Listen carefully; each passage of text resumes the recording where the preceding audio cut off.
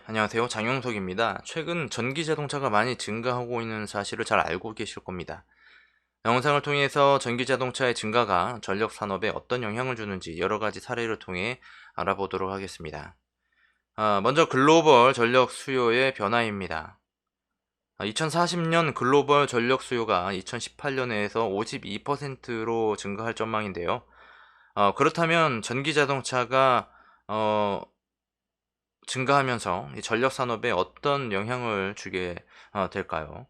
국제 에너지 기구 자료에 따르면 이 전력 산업에서 전기차 충전 비중이 2018년 2%에서 2040년 10%대로 증가할 것으로 나타났습니다. 그래서 2040년 전기차 보급이 3억 대에 이를 것으로 전망하고 있는데요. 그러면 국제 에너지 기구 자료를 조금 더 살펴보겠습니다. 2018년에서 2040년까지 연료 및 시나리오별 발전에서 이 정책과 지속 가능한 발전 그래프를 보면 대체 및 재생 에너지 사용 증가로 이 전력량이 증가할 것으로 분석하고 있습니다. 석탄은 사용량이 이 지속 가능한 개발에서는 점차 줄어드는 것으로 나타나 있고, 이 정책적으로는 어느 정도 이제 비슷한 수준으로 유지가 되는 것으로 나와 있지만, 다른 가스라든지 가스도 이 지속 가능한 개발에서는 점차 주는 것으로 나와 있지만, 이 다른 부분에 있어서만큼은 증가하는 것으로 그렇게 나타나 있는데, 특히 그 이제 신재생 에너지, 바람이라든지 태양광이라든지 다른 재생 가능 에너지는 증가하는 것으로 그렇게 분석하고 있습니다.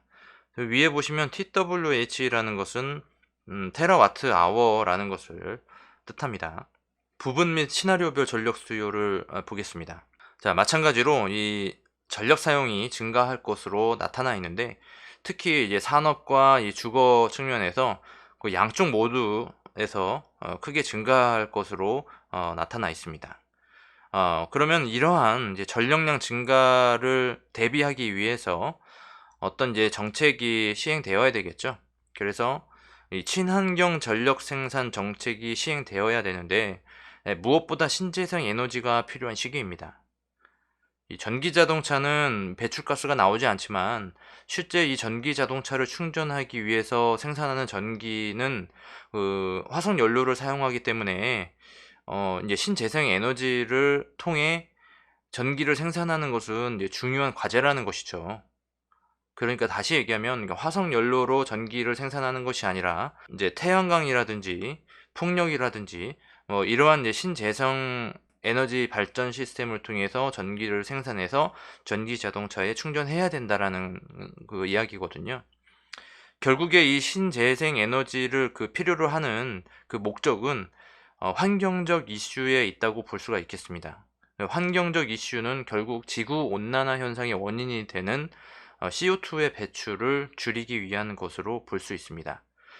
그래서 얼마 전 이 대통령께서 대체 에너지 개발 정책을 발표했는데요. 이 석탄 연료를 줄이고 해상 풍력 강국으로 도약하겠다는 의지를 발표한 것 같습니다. 역시 이 국제 에너지 기구 자료에서는 이 산업용 모터가 가장 많은 변화를 보이고 있는데, 산업용 모터에서 전력 수요가 많이 발생한다는 이야기겠죠. 여기서도 이 개발도상국에서의 증가가 가장 클 것으로 내다보고 있습니다. 지역별 세계 전기 수요는 비교적 석유 의존도가 높은 지역은 큰 변화가 없을 것으로 보이지만, 중국, 인도, 기타 다른 개발도상국에서의 전기 수요가 큰 폭으로 증가할 것으로 나타났습니다. 자, 재생에너지 발전 비중은 어떻게 될까요? 신재생 에너지의 비중 추이를 보면 이것을 이제 대륙별로 나눠서 보도록 하겠습니다. 그러니까 북아메리카, 유럽, 그리고 아시아를 통해 보면 2018년에서 2040년까지 큰 폭으로 증가하는 것을 그래프를 통해서 알 수가 있는데요. 북아메리카 같은 경우에는 이 신재생 에너지의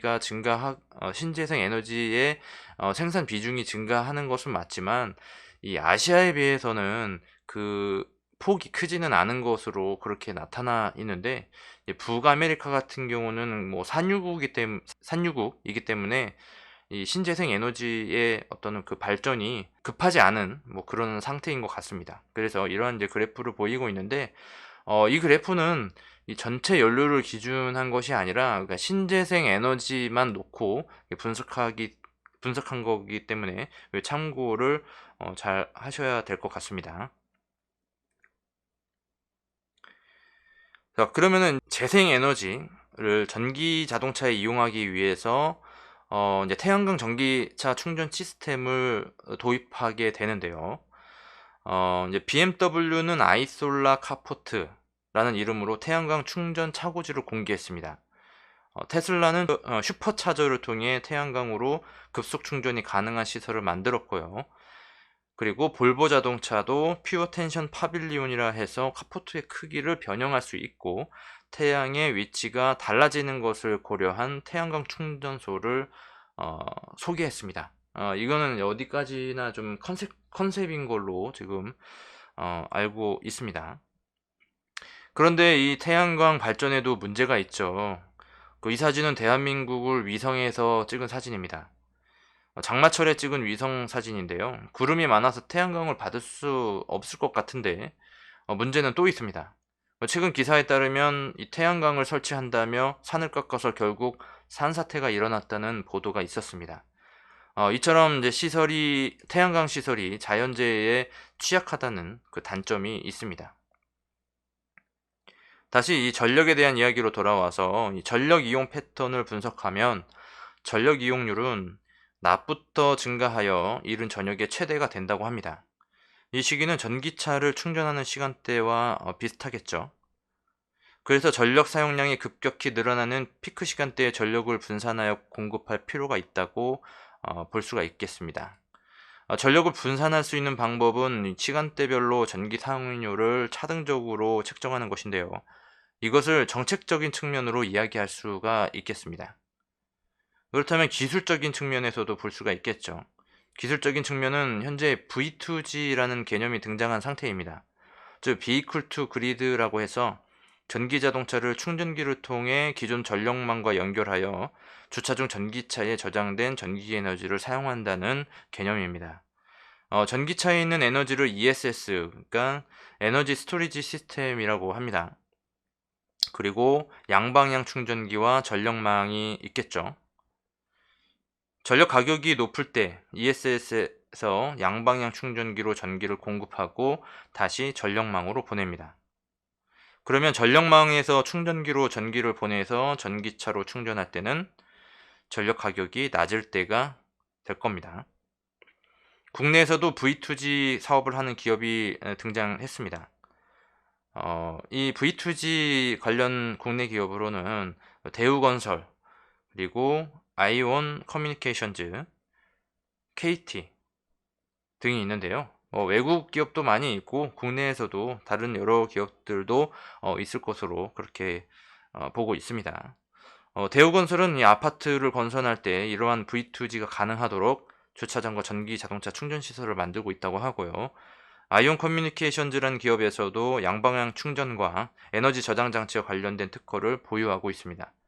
특허는 제주도 렌터카와 관광 코스를 연계한 V2G 서비스가 포함되어 있다고 합니다.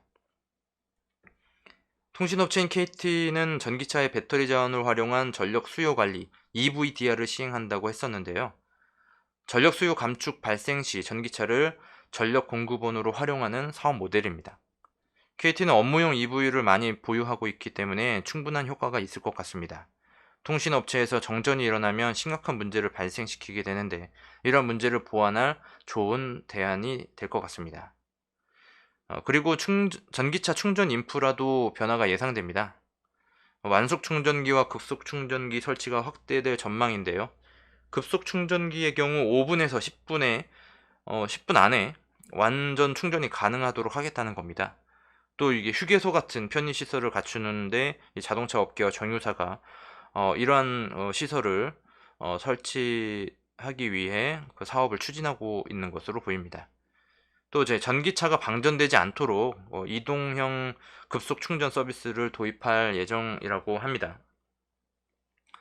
그래서 몇 가지 예를 알아보도록 하겠습니다. 먼저 이 로봇 충전기가 도입됩니다. 이 쿠카라는 로봇 제조업체가 폭스바겐 그룹과 함께 전기 자동차 충전 로봇인 칼라를 개발해서 이 제네바 모터쇼에서 공개한 바가 있습니다. 미국에서는 프리와이어라는 회사에서 이 몹이라는 로봇을 개발해 이목을 끌기도 했죠. 전기차가 많이 확대된 중국에서도 로봇 충전기가 있겠죠. 중국에서는 아이웨이즈라는 회사에서 이동형 충전 로봇 칼을 개발했습니다. 한국에서도 삼성전자 사내 벤처 업체인 C랩에서 이바라는 전기차 충전 로봇을 개발했습니다. 지금까지 로봇형 충전기에 대해서 알아봤습니다. 그리고 이 충전은 스마트폰 충전도 마찬가지지만 거의 이제 지금 이제 무선 충전으로 가고 있기 때문에 이 자동차에서도 역시 무선 충전이 되어야 되겠죠. 그래서 무선 충전 기술이 개발되고 있는데 우선 이제 패드형이 있습니다. 패드형은 전기 자동차에 충전선을 연결하지 않고도 이제 충전할 수 있는 그런 충전 시스템 이라고 볼 수 있는데 이러한 이제 시스템도 이제 확대될 전망이고 또 가장 이제 매력적인 충전 방식인 이 도로형 충전 방식이 있습니다. 도로형 충전 방식은 그 도로를 달리면 충전이 되는 거라서 충전하기 위해서 따로 시간을 보낼 필요가 없다는 거겠죠. 요새 자동차 바퀴 압력을 이용해서 도로에 이 전기 에너지를 저장한다고 하는데요. 뭐 이 부분에 대해서는 어떤 기술적인 측면에 대해서는 좀 아는 바가 없어가지고 좀 더 알아봐야 될 것 같습니다. 또 이 태양광 에너지를 이용해서 그 도로를 구분하게 할 수 있다고 합니다.